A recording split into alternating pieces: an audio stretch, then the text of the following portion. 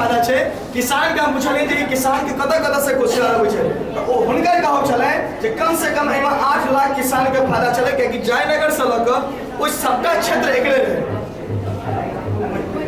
कते लोग के फायदा छे। अगर एकटा चीनी मिल खुलला से अगर 8 लाख लोग के फायदा छे तो किया के पहिने यह काज कैल जाय जन पाई हेतै त अहूँ के पिताजी नीक स्कूल में पढ़ा सके छे अहाँ के पिताजी नीक कॉलेज में पढ़ा सके छे। अपना सब ले कॉलेज है बेनीपट्टी या मधुबनी दरभंगा में कोटा कॉलेज नीक नहीं है।